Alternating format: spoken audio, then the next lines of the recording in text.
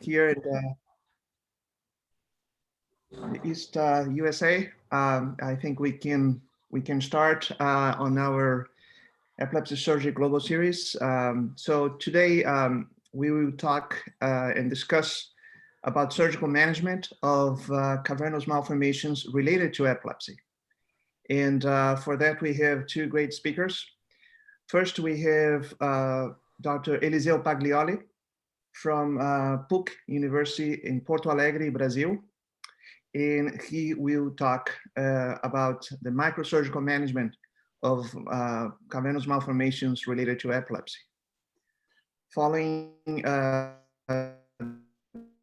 Paglioli talk, we're going to have the pleasure to attend Dr. John Willie from Washington University, and he will talk about the management using lead therapy for cavernous malformations related to epilepsy. So the two talks will follow each other. And then after that, we can open to questions and answers in a nice discussion. So without any further delays, I will open the stage to Dr. Paglioli. Please go ahead, Eliseo. Thank you so much for coming. Okay.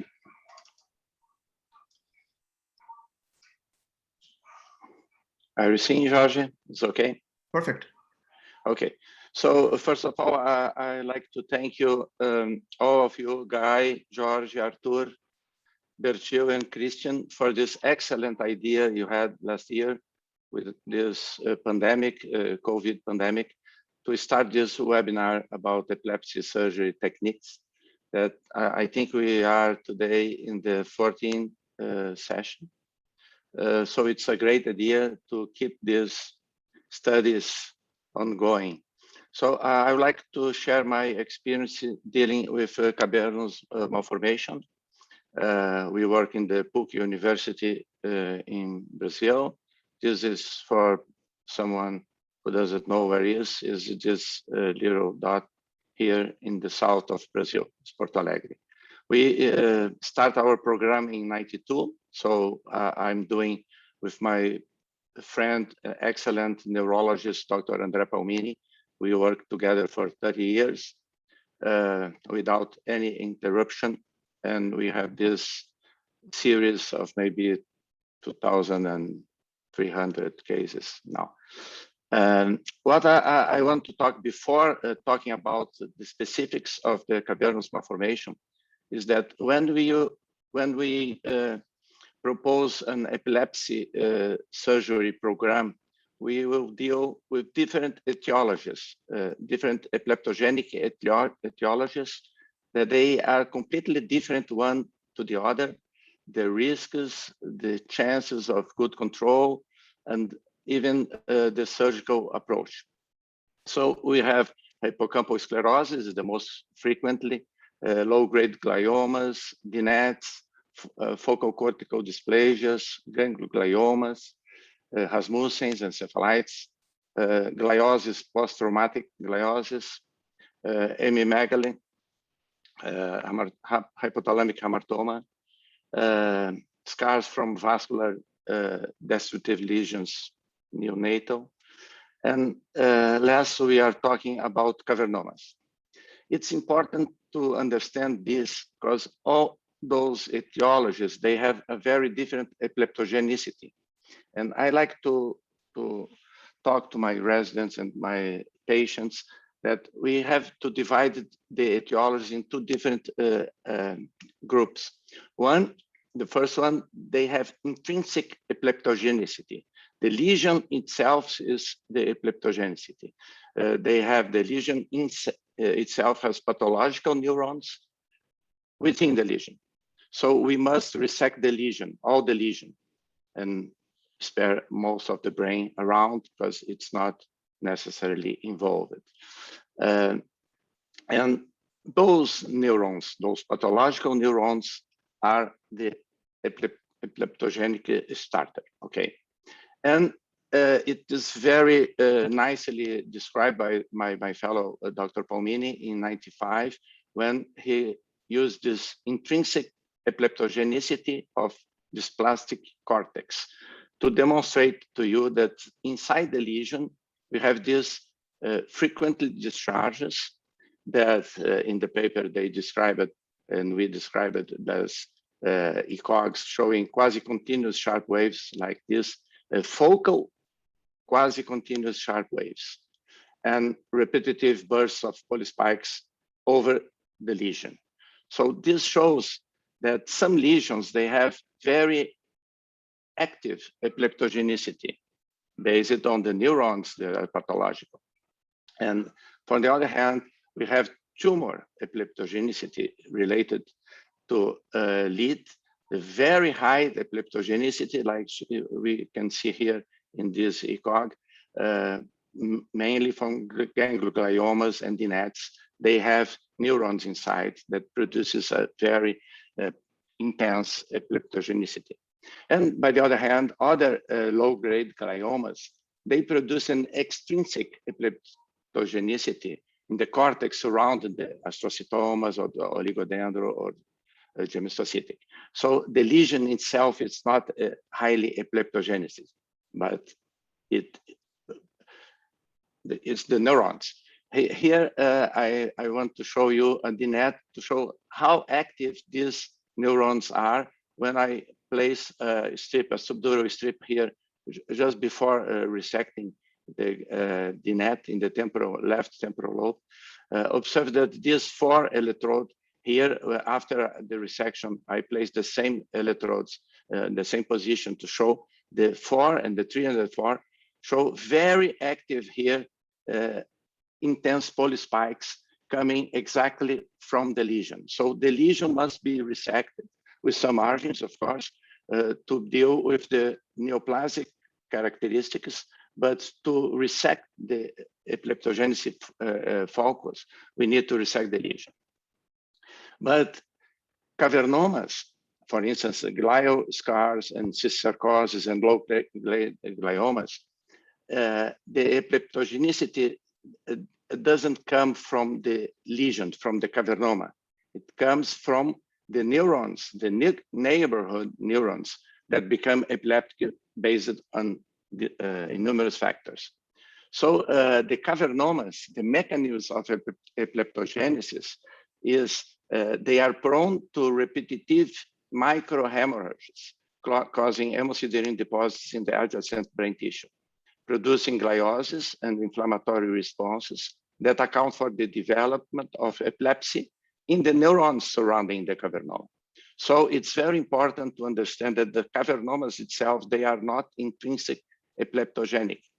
This is because I'm talking to epilepsy surgeons, but many neurosurgeons, general neurosurgeons, they think if they remove the cavernoma and they leave this hemosiderin-laden cortex, the patient will become seizure-free, and that's not the case. It's very important because those, like in this picture, those small bubbles of blood, they produce this hemosiderin in the cortex, and this is the epileptic factor.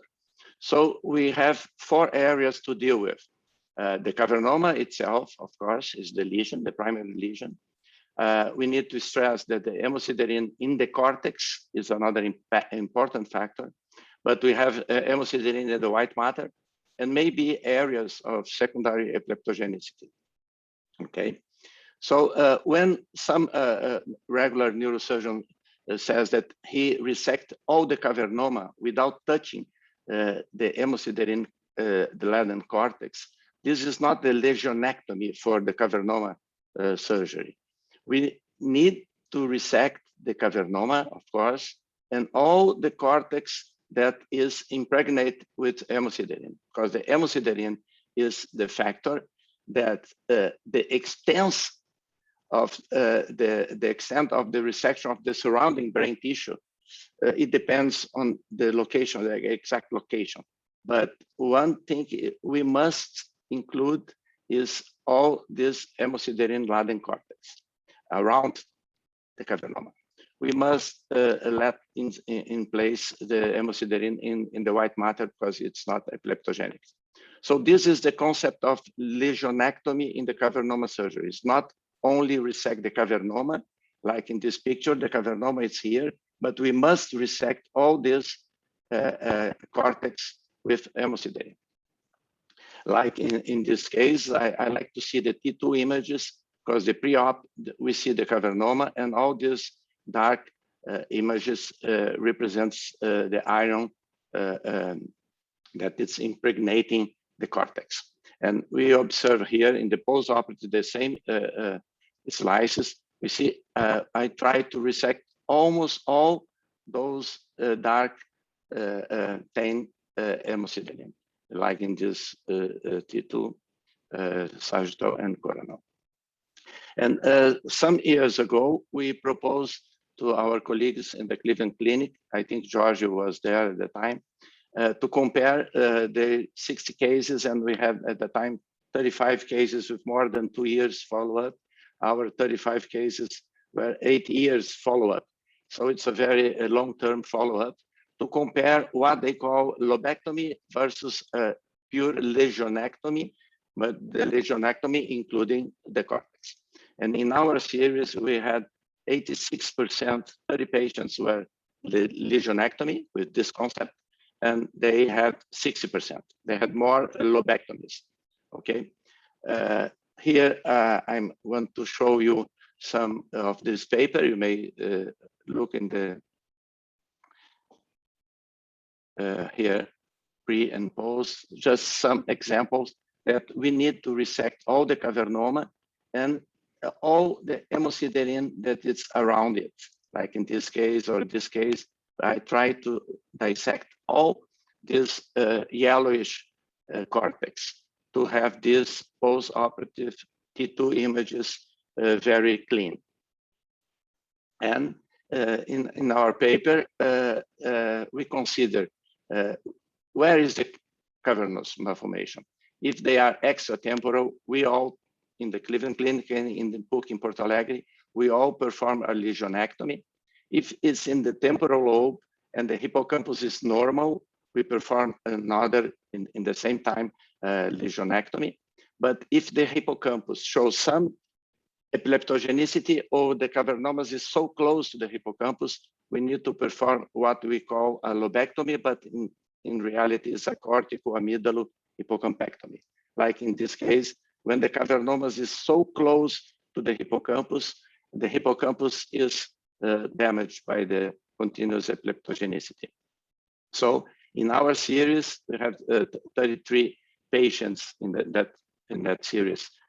We perform only a lesionectomy, like those frontal, temporal, insular, and so on. And 5 cases, we perform what I don't call a lobectomy, but a cortical amygdalo hippocampectomy, because the cavernoma it's itself in the amygdala, but producing some damage to the head of the hippocampus. So we need to resect this hippocampus. It's already damaged. Or in all those other cases, close to the parahippocampus or in the parahippocampus with very close relationship to the head of the hippocampus. If you leave the hippocampus in place, the chances are not so good to achieve freedom of seizures. So like this case instead of the hippocampus. So we have 5 cortical amygdalo hippocampectomies, and all the other cases we perform a lesionectomy. And the results are very good. You observe in our series 45 patients, 38 to 2 years follow-up at least. We achieved 92% of seizure freedom class 1A. The other cases I observe here, 2 cases in the Rolandic cortex. We had angles 2, 1, and the other angles 4. So I want to focus the surgical point of view, like this huge cavernoma is not so difficult to deal with a large cavernoma. It's easy to coagulate and not so much bleeding. But here it's important to show after I open the sylvian fissure, you observe all this cortex with hemosiderin. This is the cortex we must resect, not only the cavernoma. So after coagulating slowly, and we try to dissect the arterial feeders for the cavernoma, they are not so important. And at the end, it's important to observe that this area of yellowish is in the white matter. We don't need to follow every yellowish color in the white matter, but in the cortex, it's important to resect almost all, as you can confirm in the post-operative MRI in the T2 images. Like you see here, I left here some small area of hemosiderin here, but all the other areas are removed. But when the hemosiderin impregnant is in non-eloquent cortex, it's easy to deal. We may resect maybe 5 millimeters around, and it's easy. But the problem is when this cortex is in the indispensable cortex. I don't like eloquent cortex because I consider indispensable only the motor strip to the half of the motor strip, both sides, and the Broca and the Wernicke areas. All the other cortex, they are not so eloquent, they are not indispensable. So like this small cavernoma here in the frontal motor gyrus, in the peduncle from the second gyrus to the motor. It's very tiny cavernoma producing active epileptogenicity. So I use these pictures to show, we map here, and I resect the cavernoma. And I like to show you, if you look the cortex, exactly where the cortex is, you may see this gyrus and this gyrus are here, and this loop here is this loop here, and the cavernoma is exactly in this location. Of course, large cavernomas are easy to find, but these tiny ones like this 5 millimeters cavernoma, it's not so easy to find. So we observe the cavernoma is here. This is hemosiderin in the bottom of the sulcus. I need to resect until I find this clear white matter. No more hemosiderin in the cortex. This is my target. So this is a cavernoma, completely resected, and in the bottom of the sulcus, no more cortex tainted by hemosiderin. I like to use this instead of neuronavigation. We don't have neuronavigation in our hospital. It's amazing, but we don't have. I like to use anatomical landmarks and this program that produces a very interesting 3D rendering. It's easy to see. I see this vein here, I see the cavernoma exactly in this angle between this vein and this small artery. It's here. And then I made a 1 centimeter corticectomy, and there's no way you made a mistake using veins for achieving the exact location. Like this huge cavernoma, it seems to be in the motor and the sensory cortex, but if after, this is the MRI, very large hemosiderin cortex around, including the motor or no, we don't know exactly based on only on images. But if we perform, of course, mapping to be sure that this is a motor strip, 4 milliamps is normally a good current to achieve this motor response in a full anesthetized patient, not awake patients. So after mapping the motor, so this is a sensory. Those two veins are very important to understand. The cavernoma is below, but it's not to the surface, up to the surface. But if you look this vein here in the S and M, these veins are those veins here, the motor here, the sensory here, motor here, sensor here. So I put this green arrow to show exact the location. The cavernoma must be in this location. We don't need of neuronavigation. We just follow those veins. They are very easy. And then the cavernoma is here. Then I resect the cavernoma. I resect all the cavernoma, and then you observe the cavernoma was located in the parietal, superior parietal lobule, not in the sensory or the motor. And if I observe post-operative, I left some areas here in this gradient sequence that shows some hemosiderin in the cortex. But this is our difficulty. Do we need to resect hemosiderin when it's a very important cortex or no. This boy remained 18 years seizure-free, but now in the last 2 years, he had some sensory partial seizures. When we come to the supplementary motor area, it's not very eloquent, it's not essential areas, but they are very important because they produce some deficits in the immediate post-op. Like in this case, the cavernoma is in the SMA rostral, but the hemosiderin is close to the proper. So after surgery, I resected this. I made some little edema in the motor strip here, and the patient awakes normal in the upper limbs, but with the plegic of the lower limb. But this is very important to observe that there's no Babinski sign when we have only supplementary motor area damage. We have no Babinski in the immediate post-op, as opposite of when we have a motor strip damage. So we are sure the patient will recover with this kind of resection because the motor area is preserved. So we observe 2 days after surgery, he is able to do only movements, mirror movements with both legs together. It's not possible to do independent movement in the left leg. That was almost plegic after surgery. But 3 days later, 5 days after surgery, he already recovered independent movement, voluntary independent movement of the leg. So this is the most common observation when we damage the supplementary motor cortex. And then 5 days later, he was able to walk with some difficulty. But here, he sent me this video last week. I asked him, he took about a month to be like this in the video, but he now is totally perfect. 5 years later, no, class 1A, no anti-epileptic drugs after 1 year. We slowly tapered this medication, and he is very happy. So this is important to understand that when a patient has some cavernomas close to the supplementary motor area, we must have dissection of this area because post-operative here will recover.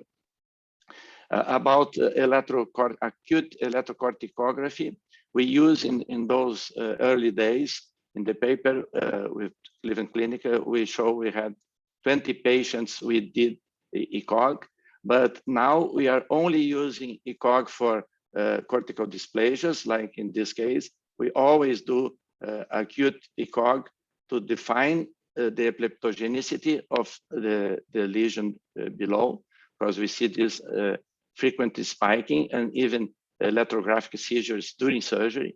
And then after the resection, we do another recording to understand, because sometimes it's impossible to see exactly where the dysplastic neurons are.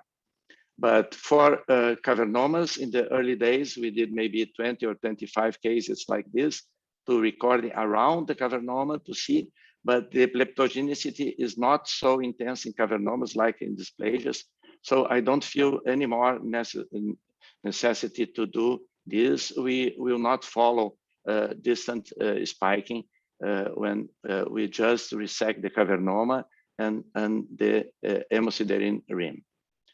So my last advice is it's very important to preserve any DVA, developmental venous anomaly, that may be close to the head, to the cavernoma. This head of this vein is very important. If you coagulate this vein, you may have very huge venous infarction in the area, and you have to proceed to a lobectomy instead of just a lesionectomy. So in this case, I resect the cavernoma here, preserving this vein, and the patient remain asymptomatic.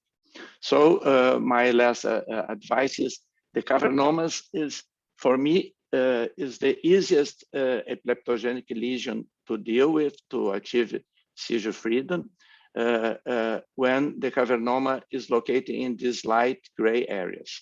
Those are easy cases. irrespective of the size of the cavernoma. Maybe small, it's difficult to find. Large one is not difficult surgery, but when the cavernoma is in those dark gray areas in the motor, in the Broca area or the Wernicke area, those are the difficult cases that we must deal in tailored way. So it's not a common case. So I like to thank all the patients we operate here in Porto Alegre. This is an old picture on our hospital with more than 2,300 patients treated. And I'd like to thank you again, all of you, for your attention. Thank you. Thanks so much, Eliseo. This was great. So I would probably keep the questions for the end. Yes. And without any delays, I would like to ask for John to put up his slides. He will talk about lead therapy. Thank you, John.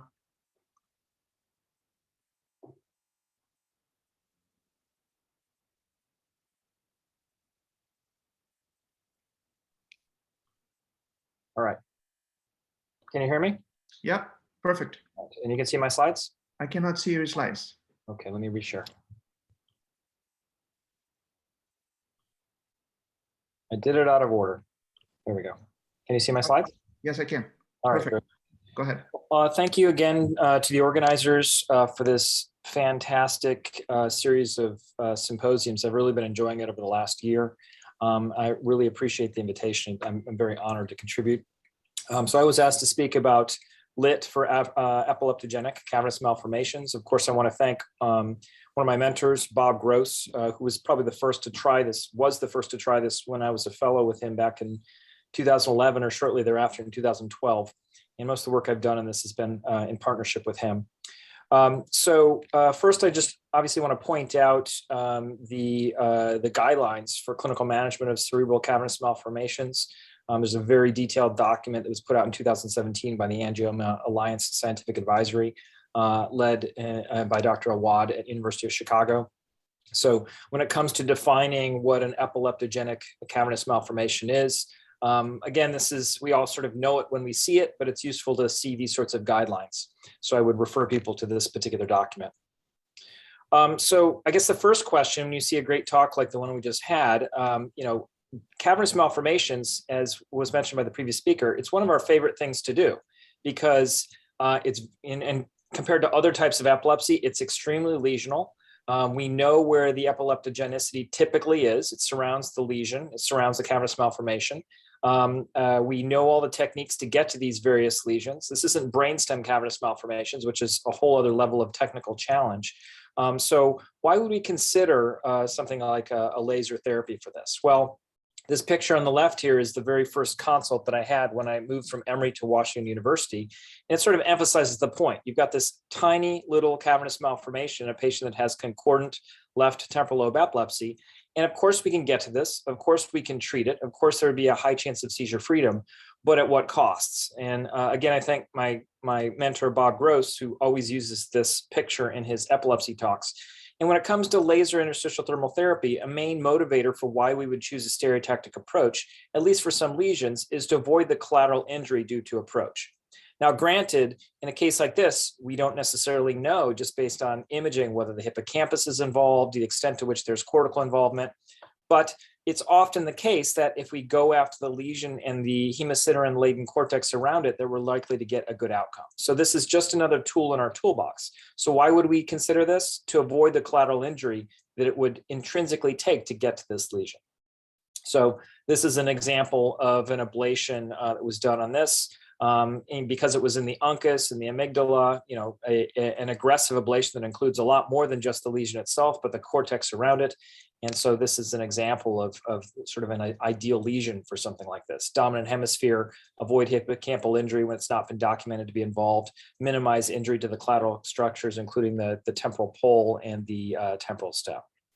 So there are currently 2 ablation commercial devices that are on the market. Only one of them is available outside the United States, and that's the Visualase system. In the United States, we also have the Monteris neuroablate system.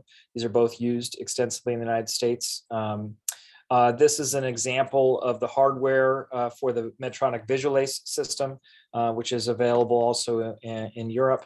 And so what you see here is a cannula that has irrigation ports to cool the cannula. There's an optical fiber that goes within the cannula. And so this is delivering laser energy. There's a diffusing tip. So laser energy is delivered to the tip that spreads photons out into the tissue, which generates heat. We use an MRI scan as a thermometer by reading continuous gradient echo imaging, which is interpreted by a workstation into thermographic images and then damage estimates. We've had previous talks on lit, so I don't want to belabor how this works. But at least with the Visualace system, there's a couple different sizes of diffusion tips that could be used to tailor for different size lesions. There's a 3mm tip and a 10mm tip. The fiber itself is about 1.65 millimeters wide. So this is very amenable to stereotactic procedures.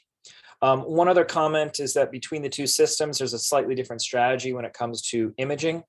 For Visualace, we tend to, we get two parallel coaxial image slices in real time on the MRI scan, and it's refreshing back and forth between these two imaging planes as we're monitoring the ablation.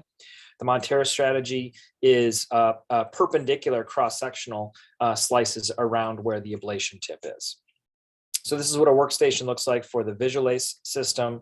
So what you're seeing here is a split screen that's showing you a phase difference and then overlaid on the anatomical image that was obtained just prior to the ablation. So because the patient is not moving, you can merge the anatomical image with the phase difference, which shows you thermography, and then also a damage estimate that builds over time based on an algorithm in the workstation. So what you're getting is you're monitoring a couple different planes where you're getting thermal estimates and then also a damage zone. This is the workstation for the Monteiro system. These three planes on the top view are these three perpendicular planes to the probe. The tip that's releasing the light is in that middle of the three planes, and then that's used to monitor. So this is a video of that case that I was showing before. I'm just going to advance through it a little bit, but what I want to show you up at the top here. So on the top three panels, in the middle panel, you can see that there's an arrow. On this particular Monteiro system, there's a purportedly directional laser. So you can see as the heat first starts to form, it's directed in one direction where the probe is aiming, but you can see it pretty rapidly spreads around it. So heat doesn't stay in one place. That blue zone is the damage estimate. So the yellow that's flipping back and forth is showing where there's some mild heating. The blue is actually where the heat gets sufficient to actually create an ablation. You can see, even though that arrow is pointing in one direction, you're actually developing ablation all around this. So here you can see that the direction is changing. Overall, heat spreads where heat wants to spread, but there is some, at least initial directionality with this particular device. I'm just going to advance through this so you can see the final ablation estimate. If you look at on the top planes, you can see that small cavernous malformation is just above where the probe is pointing. And then that blue is the sort of final ablation estimate that's obtained right here. Right. So this should be no surprise to anyone, but obviously we want typical MRI sequences to try to determine what the lesion is and where the hemosiderin-laden cortex is. Typically T1 weighted without contrast over there on the left, a T2 spin echo or fast turbo spin echo in the middle, T2 gradient echo over there on the right, which is a variant of what's actually used for thermography. Note that the gradient echo or actually that's an SWI there on the right. But note that creates a lot more bloom around the hemosiderin-laden cortex, which can show you the extent of the lesion compared to what you might see on the T1. So it's useful to look at this to determine what it is that we're targeting. So working with Bob Gross, we first reported this back in 2016, our first couple of cases to demonstrate the feasibility of this. This is an example of that. This, in fact, is the first ablation case that first cavernous malformation ablation case that I did. And this was a more elderly patient. This is obviously a lesion that's accessible, but you can see it's basically right behind the vein of Lobectomy, pointed there in the red arrow. And by the time we were doing this, we recognized that the thermal ablation that we were doing was not going to endanger large vessels as long as we didn't stereotactically stab them, because the heat that's generated is not high enough to cause any sort of cauterization, but just to kill the tissue around it. So this shows the example of ablation of that cortex, including the cavernous malformation. And over on the right, you can see what it looks like some months later, where you get encephalomalacia, and the lesion has kind of shrunken down and is just a bit of scar tissue, but the vein of Lebet is perfectly fine. So we went on to publish a larger series on the effectiveness of this, again, working with Dr. Gross. So this is just showing an example here. This is a lesion that's deep frontal. Obviously, accessing this, although this is a very resectable lesion, the access to this is a challenge, right? You have to do an extensive craniotomy to get to this. You're going to have to go through the orbitofrontal cortex. It is non-dominant. There's nothing wrong with a resection of this to achieve seizure freedom, but this patient was able to achieve the same result with a stereotactic approach in the hospital for only 1 day, no clinical consequences, and got a good seizure-free outcome. And you can see what it looks like down here in the bottom right, where you get this basically area of encephalomalacia that accomplishes what you would have wanted with the lesionectomy of the cortex around this. And you see the cavernous malformation has shrunken down and has changed in its imaging appearances. So, this is a useful comparator, this slide, to the previous talk, where, as epilepsy surgeons, we often like a sulcus emptying technique. So this shows an example here of a lesion in the inferior temporal gyrus. And so the red is sort of the intrinsic cavernous malformation. The yellow around it, when you compare it to the left side, is sort of the hemosiderin-laden cortex that we might want to target with the lesion. And so then you can see the actual imaging after the ablation that completely envelops the target area. Note there's hemosiderin in the white matter enveloping the entire temporal stem, but we don't necessarily know that that's going to contribute to epileptogenesis, or at least haven't proven it. So in this case, we went after the lesion, the cortex immediately surrounding it and achieved a good long-term seizure freedom. So the first large series of this we published in 2019. This was 17 cases that we did between 2011 and 2018, and achieved a surprisingly good seizure freedom rate, which is very comparable to what you would expect with open surgery. None of these patients required intracranial monitoring prior to ablation. Only one patient that failed underwent further intracranial monitoring and resection, but 82% chance of seizure freedom. Shortly thereafter, the group at University of Chicago, led by Dr. Peter Warnke and Issam Awad, also published their initial series. They had 7 cases. This is a nice imaging example of what they were doing. So you can see the lesion on the left in the temporal pole.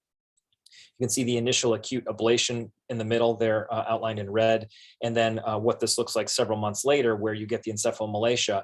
There's still some residual areas of hemosiderin-laden cortex there, or the lesion is still involuting. It's not clear, but overall, 6 out of 7 patients achieved Engel 1 seizure freedom, which is exceptional.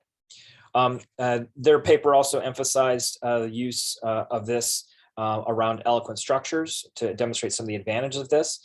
If you look at where this lesion is, obviously you could get to this from an inner hemispheric approach. It comes to the surface, you could get to it, but the craniotomy would be extensive. They had functional imaging that told them what they needed to avoid, and they were able to address it with laser ablation. So this is an advantageous approach relative to open surgery. Likewise, consider this lesion.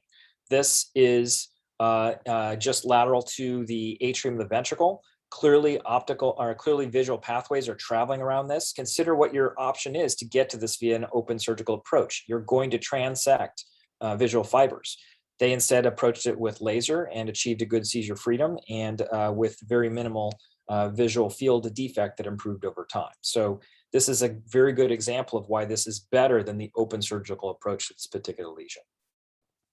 So then, what are some specific technical considerations, particular to cavernous angiomas?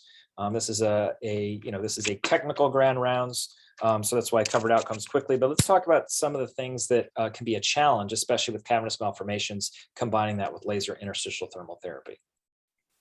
Well, the first I've already alluded to, which is when you do an open surgery, you have the expectation that that lesion is gone. Okay, when you get a subsequent MRI, it's gone. You can tell the patient it's gone, and that's very satisfying. With ablated angiomas, they don't always completely disappear, and that's something that can lead to some ambiguity in follow-up imaging interpretation. And in fact, this is cited as a reason why ablation may be less definitive than resection.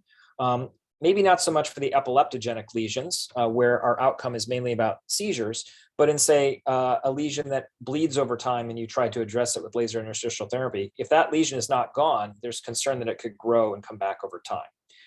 So there's a theoretical concern for recurrence, but the main point is, at least when we're addressing epileptogenic lesions, at least we know that our outcome may be more clinical than imaging. But nevertheless, this is a consideration, and it should be kept in mind. This is an example of a lesion that is not epileptogenic per se, but further demonstrates this particular challenge. Once you start ablating these for epilepsy, people start asking you to ablate them for all sorts of other reasons, and you have to be very careful about that slippery slope. And we'll come back to patient indications or patient selection indications.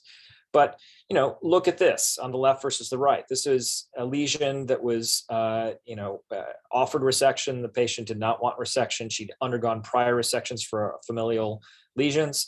After many discussions, she underwent laser ablation. And you can see, imaging wise, this looks better. There's no question. And we've also changed the natural history of this so far, in that she went from having an average of a hemorrhage a year, resulting in ICU hospitalizations, to no hemorrhages in 3 years.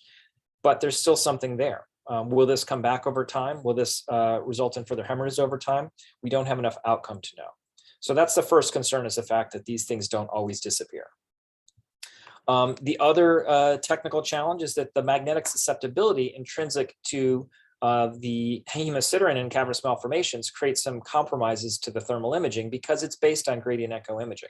So this is an example from Dr. Warnke's paper, which demonstrates this very well, which you can see the lesion over here on the left. You can see the intraoperative thermal imaging, but what you see is a big black hole where there's no thermal imaging occurring around the lesion itself. There is signal dropout because of the gradient echo. And then that contributes to your inability to say definitively where the ablation zone is, except that in a case of epilepsy, we are actually targeting the cortex around it. So if that's what we're monitoring, we recognize the fact that there's a dropout right around the actual lesion, even though we're targeting the epileptogenic cortex around it. So this is just a consideration, which is the thermal imaging can be confounded, and that can lead to some difficulty in interpreting in real time. After the fact, it looks very clear, but when you're making an intra-operative decision, when watching these ablations in real time, it can lead to some ambiguity. So this is just showing, again, outline the lesion here in red. This is showing a putative area of surrounding cortex that one might want to lesion. And you can see that ultimately they were able to achieve a pretty good outcome imaging-wise, and presumably this was one of their patients that was seizure-free. This is an example from our series when I was at Emory. Again, just to demonstrate that when you're doing this intraoperatively, even though you get thermal changes, you still get signal dropout in the middle of the lesion. And this was a relatively small lesion. But what you see is that the damage estimate starts to build on the periphery of the lesion instead of from in to out, which is unlike other lesions that are just pure cortex or pure brain parenchyma. This is the final damage zone, but you can see that during the case itself, during the actual ablation, there's some ambiguity that you have to keep in mind. So the damage estimate may appear peripherally first. This is a video also demonstrating an example. This was a case done at Emory. This is a lesion that's basically on the posterior part of the hippocampus. You can see this dark zone right here in this thermal image. And you can see as this, Dr. Gross here is very slowly heating this up. He's initially not seeing any heat. But the point is, the ambiguity of the magnetic susceptibility could compromise your thermal imaging and lead to some difficulty in interpreting in real time. So you can see there's some heat developing around this, but there's still this dropout around it. The problem is, in a lesion such as this, just lateral to this lesion are visual tract fibers that you don't want to necessarily ablate. You would want to ablate the lesion, maybe the part of the hippocampus, but you don't want your ablation to spread out into the deeper white matter. But in this case, the ambiguity did cause a little bit of difficulty interpreting. And you can see there's actually some lesion that's extending out more posteriorly along the tract of this. And so this patient sustained a non-disabling visual field deficit. But technically, we would have preferred to avoid that. So again, the magnetic susceptibility compromises thermal imaging. This leads to ambiguity. and this can lead to complication if you're not careful. This is another sort of complication that can occur. This is not in an epileptogenic lesion, but this is another example of how imaging ambiguity can contribute to hardware malfunction. This is a case of mine. So if you can't see the temperature around the tip of this, then you can't know if you're getting too hot. For those who use Visual Ace, you know that we monitor the temperature immediately around the fiber so that it does not get too hot and lead to a hardware malfunction. In this case, we could not see the temperature around this lesion. What happened is the tip of the fiber melted, and then it started to leak saline around the lesion, then back up the tract. Now, this didn't result in a permanent complication, but when you see this happening in real time, then this is not what you wanted to happen. So again, imaging ambiguity from the magnetic susceptibility of this. So this is just showing what Visual Ace cannula can look like if you get a melting event. So up on the top and down on the bottom, these are images courtesy of my friend, Dr. Shabardanish. So imaging ambiguity can contribute to hardware malfunction. The third sort of technical issue that we wrestle with is that, and has been alluded to in the previous talk, we want to ablate the hemosiderin-laden cortex to treat the epilepsy, but this may conflict with protecting eloquent cortex in those more challenging areas that were outlined in gray in the previous talk. So this is an example of a case, cavernous malformation, that is basically in prefrontal cortex and premotor cortex adjacent to primary motor cortex. This patient had a baseline mild motor deficit and simple partial seizures. Open surgery was offered and refused, and so we attempted to do this with laser. But the point here is that the lesion itself, the cavernous malformation, is surrounded by hemosiderin-laden cortex, which is basically involving eloquent cortex. So, in this case, maybe not all the hemosiderin-laden eloquent structures should possibly be ablated if it's going to cause a more profound deficit. But that could impede effectiveness for epilepsy.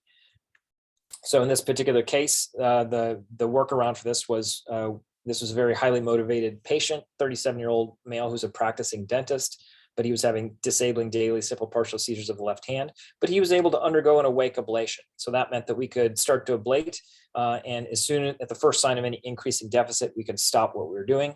And in this case, we achieved a very good result with only transient hand weakness. He was back to work within 2 weeks and made an excellent functional recovery over subsequent months. And then, of course, ablating hemosiderin-laden cortex may conflict with protecting eloquent cortex in some of these deeper structures. So this is an example, again, not epileptogenic, but demonstrates the challenges of being asked to do this in some of these more subcortical areas. This is a lesion surrounded on all sides with hemosiderin-laden tissue, which is functional, basal ganglia, thalamus, midbrain, and optic tract. Now, this patient had hemorrhaged and it had deficits already, but we certainly didn't want to make it worse. So this conflicts a bit with our notion that laser interstitial thermal therapy is used to not just address the lesion, but the hemosiderin-laden tissue around it.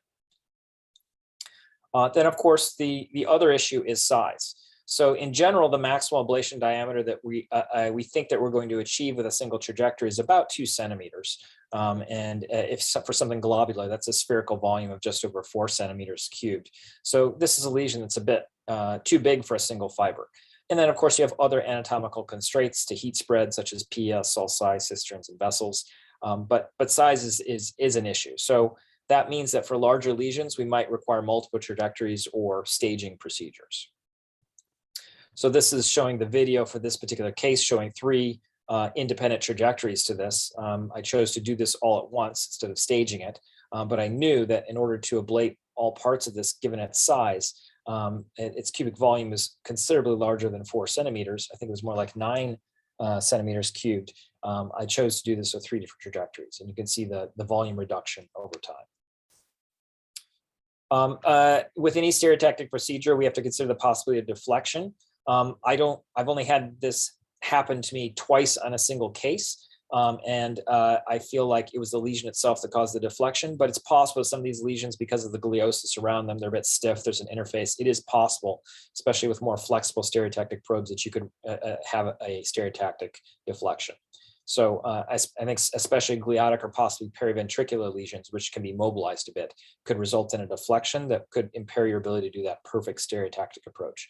So in that case, intraoperative soft tissue imaging can be helpful, but Of course, not everyone has an intraoperative MRI or an interventional MRI, but in this particular case, it was the adjunct that allowed me to complete this case.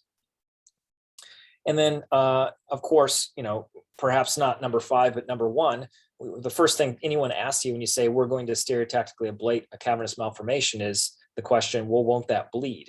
So the risk of hemorrhage, I would argue is still somewhat undefined because our experience in this is still somewhat early. So of course, angiomas are angiographically occult and therefore low flow lesions. But they are nevertheless inherently friable lesions because we know that they can bleed over time as they grow. They are inherently vascular lesions. Fortunately, in the series that have been reported so far from Emory and from University of Chicago, we have not seen any significant bleeding reported, but I suspect there's been underreporting. I suspect there are lesions that people have tried to tackle out there that have not been reported. So we don't really know the denominator of risk. Of course, at Emory and at University of Chicago, we were probably very selective in the lesions that we were choosing to ablate, but this is still a concern that is undefined. I would recommend, of course, that you avoid trajectories that intersect with developmental venous anomalies or other obvious venous structures or arterial structures. And then, of course, one other thing, this is not a cavernous malformation case per se, but often cavernous malformations can be at the cortex near skull base or in the uncus near cranial nerves. And I want to urge caution when ablating near the skull base and in proximity to cranial nerves. The third nerve, the fourth nerve, the facial nerve, these are nerves that don't take a joke, and you have to be very careful. This is a case where I was ablating near the base of the temporal lobe, and even though I was taking care to avoid the skull base and the labyrinthine and geniculate segments of the facial nerve, nevertheless, immediately post-ablation, there's a little bit of enhancement there. This patient went on to, over the subsequent day, develop a pretty profound facial nerve palsy that ultimately got better, but it was a legit Bell's palsy. So be aware that heat spread to the skull base and cranial nerves. Those structures are very, very sensitive. Fortunately, these have always been partial nerve injuries whenever we've observed anything like this, and patients have recovered, but I think this requires some caution. So the final issue I want to raise is just, of course, patient selection. This is evolving, but which patient is right for lit versus open? So this is an example case of mine. So this is a patient with hemorrhagic growth in eloquent cortex accompanied by a seizure. So first of all, this particular patient, not familiar, but has multiple lesions, but this lesion in the dominant temporal lobe right next to the sylvian fissure had expanded. The patient had an ictus, he had a seizure. Interestingly, he's not medically refractory epilepsy. So that's the first consideration. Are we treating epilepsy or are we treating a lesion that has expanded acutely and is symptomatic? So I think that can weigh into this. Second, this is very superficial. It's very accessible. So it's also a bit on the large side. So in this case, this was very accessible. I suggested, recommended, and performed an open resection. And this patient has been, even though I did not go after all the hemosiderin-laden cortex here, because this was not medically refractory, and because this was an area that was overlapping with Wernicke's, I chose a conservative lesionectomy approach and to follow over time. And this patient, to my knowledge, has not had further seizures, but time will tell. He could need an epilepsy surgery at a later date that could threaten more functional cortex. So these sorts of decisions have to be made on a patient-by-patient basis. So which ones are right for open versus lit? I would argue that the ones that are not the epileptogenic or chronic epileptogenic per se, but the more symptomatic lesions, especially ones that are accessible and superficial, because you can get a definitive resection and have a more satisfying result of having removed the lesion. And you can choose the microscopic borders that you want to dissect, whether you're going after that hemosiderin-laden cortex or not, patient-by-patient basis. You can make that decision a little bit more easily with an open surgery than you can potentially with a laser. And this also better allows for adjuncts such as awake surgery or neurophysiology. And of course, size is not a limitation. What about these deep cortical ones, the mesial temporal ones, the basal temporal ones, potentially some in the insula, potentially some in the singular deep medial frontal lobe? I think would argue, especially the ones that are small enough, that these are good lesions to tackle with lit. So obviously the ones that are clearly epileptogenic ones that tend to be in clear epileptogenic networks that we tend to understand and usually know how to approach, but they may be less accessible where the approach to these could potentially do harm as well. So medial, temporal, insular, and less than 2 centimeters per fiber. I think these can be good lesions for a lit approach. This stuff, which you will inherently be, unavoidably be asked to address, these deep subcortical ones. I know this isn't epilepsy per se, but we're asked about this, and I would say this is very controversial, and be very, very careful. Lesions in the basal ganglia, thalamus, and brainstem. Obviously, microsurgical approaches to these very challenging cavernous malformations get reported constantly. Every issue of operative neurosurgery seems to have another video of how somebody approached a brainstem cavernous malformation. So I would be very careful about addressing these with laser ablation, because we are not targeting the hemosiderin tissue around this, because it is very eloquent tissue. So this has to be taken very carefully, considered case by case, and when possible, resection, if indicated, is a much more definitive and widely accepted approach. So where do we stand, caveat emptor, when it comes to lit and how exactly we're supposed to apply it? We're still all learning. Where are we on the hype cycle? I don't know. Hopefully in the slope of enlightenment, where we're not using this to address everything, but with each case and each case series, we learn better what we should use this for and what maybe we should use open surgery for. So just as a summary, so lit for epileptogenic cavernous malformations. It's a minimally invasive, potentially effective alternative to open surgery. Seizure freedom is more important than imaging results, I would argue, for the epileptogenic lesions. The magnetic susceptibility causes thermal signal dropout, and that has implications for how we're going to avoid complications and hardware malfunctions.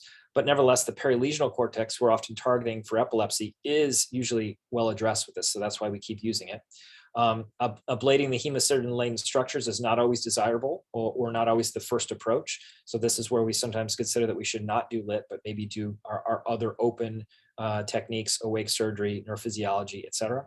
At least for a single trajectory approach, I would avoid lesions that are less than 2 centimeters or around 4 centimeters cubed in volume. Otherwise, you may need more than one trajectory. Consider the possibility of having intraoperative soft tissue imaging if possible to mitigate our usual stereotactic issues, such as deflection. And the risk of hemorrhage, I would still argue, is undefined. We've had extraordinary good luck so far, but that doesn't mean these lesions couldn't bleed and cause significant morbidity. So we have to be careful as we move forward. And obviously avoid those visible vessels such as DVAs. Pick a different stereotactic trajectory if you look like you're going to intersect an interface of a DVA with one of these lesions. Avoid the skull base and cranial nerves. Larger superficial accessible lesions may be better served with definitive open surgery. Of course, our technology and imaging will evolve, and so everything I said could be different in a year based on some new techniques that may come down the pike, better imaging, we don't know. This will change, and I hope it continues to change. And then finally, I didn't touch on this before, but the utility of using this first is lit presents no barrier to subsequent intracranial monitoring or open resection if you don't achieve that successful angle 1 seizure freedom. So with that, I thank the organizers for inviting me, and look forward to any questions. Thanks so much, John. This was great. Appreciate it. I think we had 2 excellent talks, and at this point, I'd like to open the session for questions. And I will probably open first to our panels like Chris, Artur, Berto, and Guy, if they have any questions for any of the speakers, Eliseo or John. May I start? Go ahead, Christian. So I have a question for Eliseo. So if you're facing some of these bizarre finger-like morphology, cavernomas, you know, where the hemosiderin deposits are more than the lesion itself within the motor cortex, for example, is there a cut-off value where you say, if I'm not able to resect this cut-off value, I don't go for surgery? Is there a cut-off, 50%, 70%, anything? No, Christian, I don't know. It depends on the exact location of every case, okay? So we must define exactly, the motor strip is not all of them eloquent. You can map, and you may observe that you have hand area located in 1 centimeter, and the other centimeter is no functional. So it depends on every case. You must map, of course, if it's in the motor or in the sulcus, the sensory or the central sulcus. But I think we never refuse any patient. We don't have a huge experience. Of course, we have maybe 50 cases, epilepsy-related cases, and many other cases that were not epilepsy-related, of course. But another thing that I have some intriguing for me is sometimes you resect the cavernoma, you resect some of this hemosiderin-laden cortex, and you observe in the 3 months after surgery some hemosiderin in the T2, but after 5 years later, you don't have any more. So sometimes the T2 shows some running down like this hemosiderin. Maybe it's our brain resolving this situation without any other bleeding. So this is intriguing for me, because this patient I show you in the last one, the small boy, at the beginning, there's more hemosiderin, and nowadays, 20 years later, there's almost nothing. So I think this is important, because we may have some running down if you remove the cavernoma and you preserve some function in the cortex. Thank you. Any other questions? Guy, I have actually one question for each. So for let's do first. You talked about when you have lesions of budding medial temporal cortex doing cortical amygdala hippocampectomies. And can you talk about your approach, dominant versus non-dominant, and how neuropsychological testing weighs in? And do you ever do dominant mesial temporal resections in somebody who has neuropsychological function? No, yeah, excellent question, Guy. What we observe in more than maybe 1,000 cases in the temporal lobe is when the hippocampus is involved in the epilepsy, the function is not good, okay? Even in the left side. If the patient has a normal left or a dominant memory, and the hippocampus is anatomically normal, I never resect this hippocampus in the left side, okay? The amygdala, I resect the amygdala and the cortex, but not the hippocampus when the functional is okay. And so I'm very cautious. And how do you prefer to do a more selective resection, for instance, of the dominant amygdala in that area? Do you prefer a transsylvian approach or subtemporal? No. We published many years ago. I use only twice transsylvian, because transsylvian is always transcortical. This is a mistake in the judgment of this, because they call transcortical when the meaning is transventricular. Dr. Niemeyer said this in the 50s. To achieve the ventricle, you need to go transcortical. It's impossible. So, but they use this, Yazarshil and Vizier, transsylvian, but you go through the sylvian, then you reach the cortex, and then you go transcortical. So it's a mistake. I don't like this, saying transsylvian is not transcortical. To transcortical, the lateral view. So I prefer to use the Niemeyer approach to achieve 1 or 2 centimeters trans T2, and then we reach the ventricle, and then we resect the amygdala and the hippocampus and even the polar areas.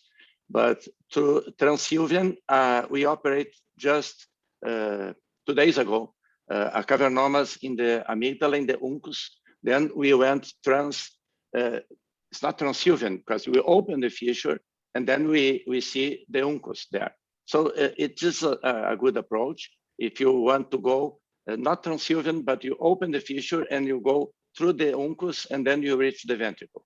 It's not easy. It depends on the anatomic characteristics of the venous and the artery. And John, a quick question for you on, you talked about potential for deflection, and if you have a cavernoma that's a little bit calcified do you have any tricks for how you get the laser in? Some people have talked about using ceramic probes and other ways to make a penetration and then follow it with the laser catheter. Yeah. So in that case that I showed, I didn't go into the details of how we licked that, but that was a case where I initially used a frame and the actual Visualase probe, put it in the operating room, got to the MRI, and obviously it was deflected. That was that image I showed you. I ended up having, and I also was trying to do that case awake. The patient didn't tolerate it. I aborted the procedure, came back in a month. This time I did it with something that's not available outside the US yet at very many sites, which is ClearPoint, which is a MRI compatible miniature stereotactic frame that can mount on the head and allows you real-time imaging and adjustment of trajectories.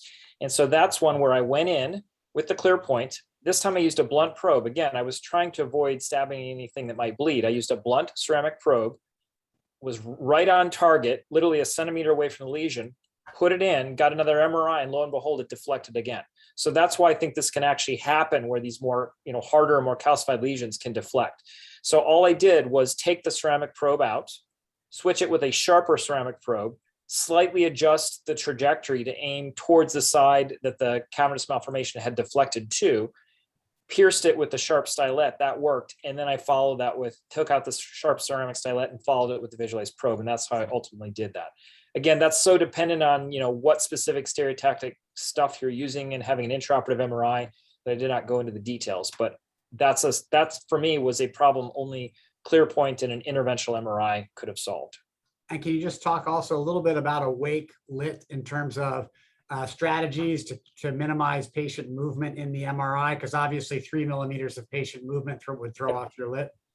So in both cases that we did at Emory that I know of, I tried one, and I mentioned that patient didn't tolerate it very well. And because of the deflection, I aborted that case and came back and did a sleep a different time.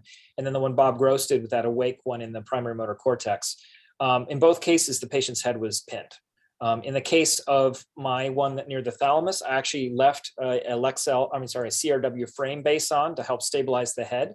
So the patient was laying in a frame, even though the frame itself wasn't locked, the patient's head was pinned. So that could help minimize movement. And in Bob Gross's case, I think he was using ClearPoint and using I may be wrong on that, but he was using some sort of head pinning in an extremely cooperative professional patient. But it's a big ask because patients have to sit in an MRI for a couple of hours, no matter how you do this. So I think there's another case report somewhere in the literature of somebody doing this awake. So it's definitely doable, but it is challenging. By far and away, most of the time when we do a lit procedures, it's asleep. So that's why I say, if you really, really need an awake cooperative patient and you may be doing extensive functional mapping and so forth, that may be a case it's better for an open technique. Great, thank you. So I have a question for Eliseo, and I'd like him to comment about the association with cortical dysplasia and cavernomas. What is his experience with? Yeah, George, we never had a case of those two etiologies in the same patients. We have some other etiologies together, but cavernomas we never had. You have one? We do.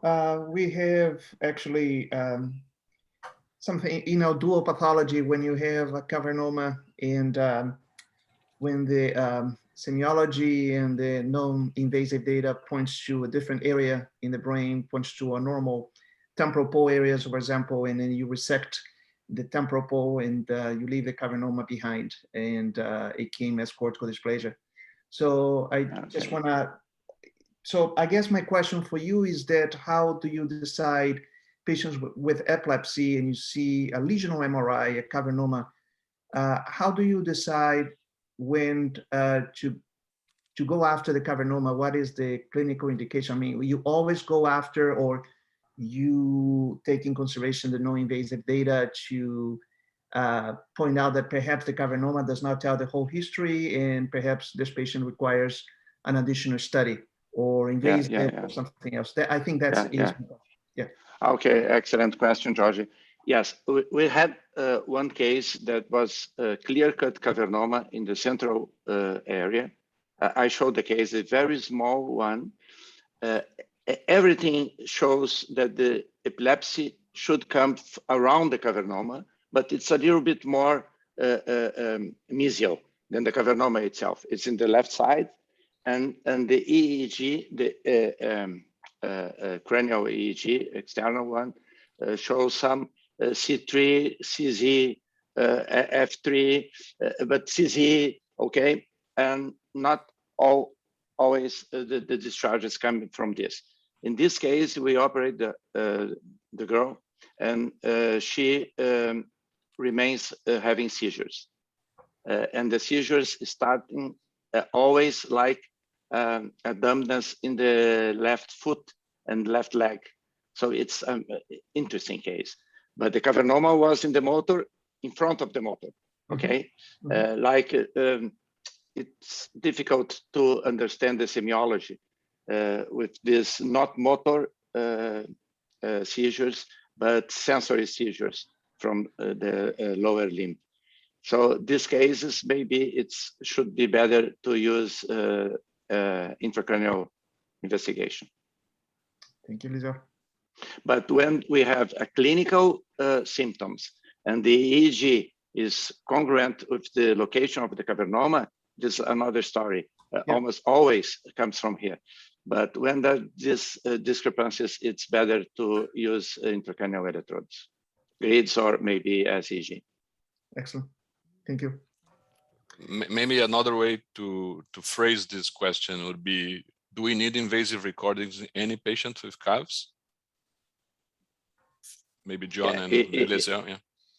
Yeah, in this case that I just said, I operated this girl 4 years ago. She remained seizure-free for a month only, and then restart to have the same seizures, but the semiology is a little bit different. Now it's more from the sensory gyrus. So maybe I'm sure she has a dual pathology. One, the cavernoma, another one, I don't know if secondary epileptogenic is under a background of dysplasia or no, because I don't know exactly. John, could you elaborate on that? Can you ask the question again? I'm also responding to Q&A here in real time here, so. I'm not too fast to look into the Q&A, so maybe if you'd like to answer to the whole audience. I've been responding to those, but what was the last question you were asking? How often will you need invasive recording to determine the epileptogenic area in a patient with a CAV in non-MRI? Yeah, so as has been alluded to, it used to be the thinking was, in fact, I think maybe even Guy might have published a paper on this more than a decade or so. Correct me if I'm wrong, but the notion that using at least intraoperative neurophysiology could help guide, how much resection to do and improve outcome. The fact is, I think we generally know the epicenter of the epileptogenicity is the hemosiderin-laden cortex around this. And since we can actually visualize it, and we can also make some general predictions about what the likely epileptogenic network is, we at Emory chose to mostly just go after the lesion with laser. And if the patient failed, then we would plan to do invasive monitoring. And the fact is that occurred very, very rarely. Our outcome with that approach of taking a laser ablation approach first, if we felt we could safely do it, that achieved 82% seizure freedom. Again, a very select patient population. And the University of Chicago was even better. Again, 7 cases, but either 85 or 86% seizure freedom. And it does not look like they monitored anyone. So I think the fact is, in select patients, we can often get away with that. Now, if you have a patient with multiple lesions, if your workup is discordant, more than one abnormality in MRI, something funky on PET scan, video EEG that does not correlate with the lesion, neuropsychological assessment that does not correlate, MEG or SPECT or something else. Basically, we're working this up like an epilepsy case. And if everything is not concordant, then that would be an argument to consider intracranial monitoring ahead of time, or at least an open procedure with neurophysiological adjuncts. Very good. John, I have a question from one of our participants here. Dr. Wiley, thank you for the great talk. Do you have any experience with the white matter tract monitoring using LIT? No. The answer is no, I don't. By white tract monitoring, I assume they're meaning stimulation mapping, or maybe they're talking about DTI mapping, preoperative DTI mapping. Can anyone clarify whether they think? No, I think it's an open question. I think it could be also DTI. So I do have, since coming to WashU, we actually use resting state DTI in most of our tumor cases. So I have a lot of experience doing that on tumors, including ablation. And it can be very helpful to have those adjuncts where we've mapped resting state networks that we wish to avoid ablating, as well as the affiliated DTI tracks. But I have not yet done that on a cavernous malformation case. As I said, often the epileptogenic cavernous malformations, to me as an epilepsy surgeon, those are usually the most straightforward case. If it's in the hippocampus, we know that hippocampus likely has to go. If it's in the uncus, we often, depending on if it's the uncus, if there's a cavernous malformation in the uncus, but the hippocampus is sclerotic, then I would take both. If it's just in the uncus, but the hippocampus looks normal, I would just ablate the uncus. If it's in the temporal pole, I would ablate just the temporal pole and not take the rest of the mesial temporal structures. These are just general strategies as the first approach, where with laser, we always recognize it's not, we have opened the possibility of bringing back the patient and doing something more aggressive if the patient fails, but we so often achieve success in the appropriately selected patients with a straight up lit approach that we just don't have enough experience of what we should be doing when these cases fail.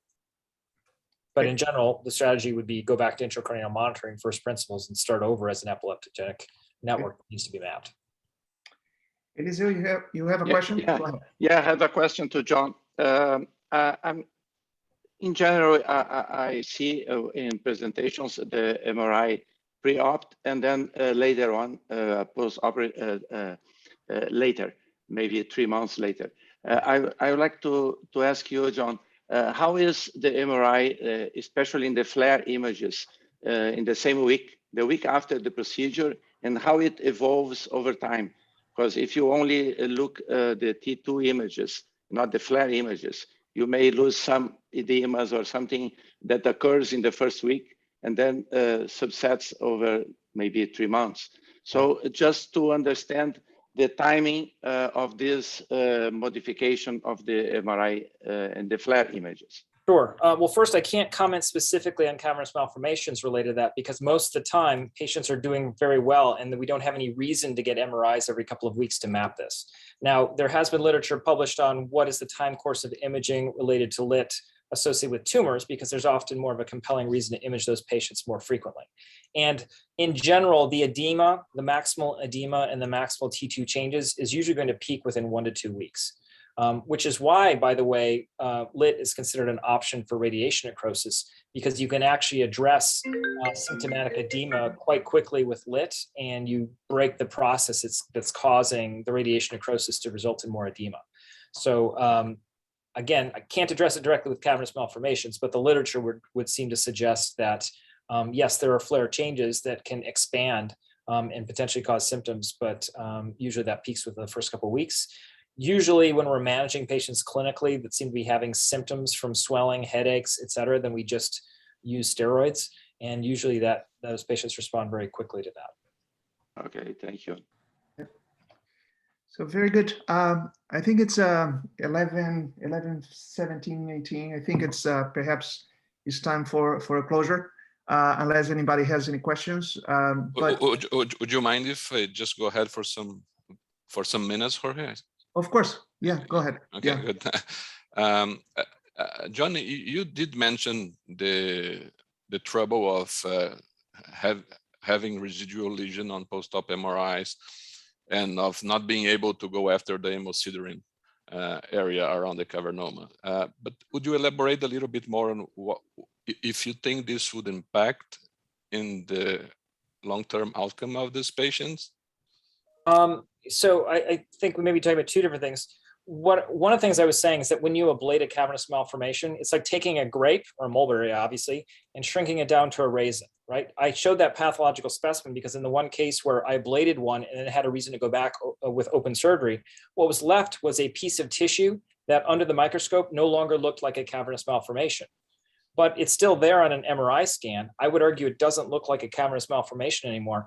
But our critics, when we publish these papers, will look at this and say, but there's still a lesion there. And if you had gone and taken it out with open surgery, then you would have had a definitive resection. And so my only point is that, are we focused on what the imaging looks like? Or when we're treating epilepsy, are we interested in the patient's seizure freedom outcome? And I would argue that the imaging is potentially less important. Nevertheless, we are interested in the imaging. We want to know what to expect over time and what that means. but it can be variable because it depends on on the size of the lesion and how much you're able to envelop that. If it's a very small lesion, you completely envelop that area with ablation. Often the only thing you see 6 months or a year later is just an area of encephalomalacia and just a tiny little target center of what looks like some scar tissue that you have no reason to believe whatsoever is still any sort of lesion that would expand over time.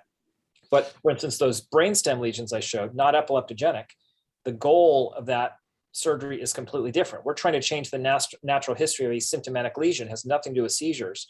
We want that lesion to shrink down and go away over time or be removed. And that's where LIT might be a little bit harder to say we're going to achieve the same outcome as an open surgery because the lesion is still there. We did not want to create an ablation that widely enveloped the entire area so the whole thing goes away because it's completely surrounded by important eloquent tissues and we don't want to cause those deficits.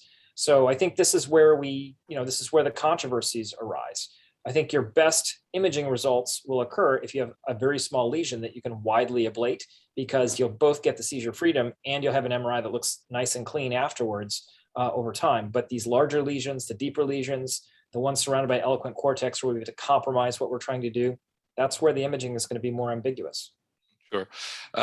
Since this is a technical round, would you please, John and Eliseu, comment on how you deal with the DVAs, the venous angiomas, in a quick way? Because as Jorge mentioned, we are running out of time. How do you deal with DVAs related to cavernoma? They are often associated, so it's a technical issue. Yes. I think, well, first of all, I usually just get CT with contrast, CT angiogram, or CT venogram and or MRI with contrast and try to inspect to observe where there might be a DVA or any visible blood vessel. And then the obvious answer to that is I try to create a stereotactic trajectory that avoids intersection with that. And sometimes you get the sense that a DVA, it's actually draining a side of the lesion and maybe one side of the lesion enhances a little bit. So if possible, I try to avoid that interface of the lesion. It's not always stereotactically possible, but where possible, avoid the side or the interface where that lesion is. Obviously, give a DVA a wide berth with any stereotactic approach, recognizing what the particular limitations and accuracy are for any particular stereotactic approach. That depends on what you're doing, whether it's a frame or frameless. But I would say avoid it in terms of stereotactic intersection. Now, in terms of ablation, as I said, the laser ablation temperatures are actually not high enough to thrombose or coagulate vessels that have any significant amount of flow in them. So the good news is as long as you don't intersect the vessel with the probe, heating near it should not actually harm the developmental venous anomaly. And I showed that example of where I was ablating right next to the vein of Lebet. That's not a DVA, but I knew based on our previous experience that the temperatures that we were using, as long as it was millimeters or centimeter away from the probe, should not harm a blood vessel like that. So that's what I would say is you can safely ablate near blood vessels. And in fact, we ablate in the insula all the time without seeing any evidence of infarcts or vascular injuries. Eliseu, would you like to comment? Okay, Arthur. Yeah. As I said in my last advice, we must avoid to damage the DVA because every DVA is draining normal brain tissue. And if you coagulate a DVA, you have to resect some normal brain around because it will be a venous infarction in mostly of the cases. So in my series, those 45 cases, we had 3 DVAs and the cavernomas was exactly on the head, on the medulla of the DVA, but we were able to resect all the cavernoma and I didn't touch the DVAs. So I think it's very important. If you coagulate the DVA, we'll end up with a lobectomy in this case. Thank you. Yeah, I would just like to second that too, that oftentimes when you see the main draining component of the DVA abutting the cavernoma, as Eliseu said, you can generally take out the cav mal, separate it, and always save that main stalk of the DVA that it's branching next to, and again, and critical to save it. Yes. May I ask one last burning question to John? Go ahead, Chris. So how does the sulcal anatomy influence your decision making for the trajectory? So for example, if you have an a sulcus like this, and the cavernoma is sitting on the bottom of it. And the sulcus has a lot of, CSF signal. Yeah. So do you get the trajectory like this and cross the sulcus, or do you get two trajectories and not crossing the sulcus? What is maybe it's a silly question, but I'm not experienced using the lid. No, and I think it's really defined by all the anatomical principles. Sometimes you might have to do two trajectories. In the temporal lobe, sometimes you maybe actually come from occipital to, your gyri, for instance, your basal temporal may have sulci that are going in a particular direction, like the one case that I showed that was an inferior temporal gyrus. So that one I addressed from behind and basically took a trajectory that came down the gyrus. I think if you literally have a cavernous malformation that is sitting between at the bottom of two different gyri, your options are to make a choice. But really, you're not just targeting the lesion, but you're really trying to target the cortex that's involved with the hemosiderin. If you're sitting with a cavernous malformation at the bottom of the sulcus, you don't want to target necessarily the white matter that's deep to that. You're trying to target the lesion and the most involved gray matter in your best judgment. And that could mean, picking one trajectory that falls more on one gyrus than the other, or it could mean more than one trajectory, or it could mean coming from a completely different trajectory that follows parallel to that sulcus, but just deep to it or above it, depending on the anatomy. So I think it's a case-by-case situation, but I'm trying to think of an example that's just like what you've described that I've done, and I can't think of one off the top of my head. But I know what you're saying, but usually it seems like it's more in one gyrus than the other. Thanks.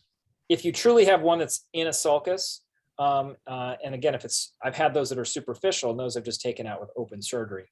But again, if you don't feel like there's a safe trajectory to it, especially if it's superficial and accessible, then open surgery may be a better alternative. Thank you. Excellent. Thank you. Well, I would like to thank both John and Eliseo for great presentations, our panelists, and for the whole group for this great and exciting discussion, and of course the participants. So stay tuned for the next webinar next month, and I appreciate it, and everybody has a great Sunday.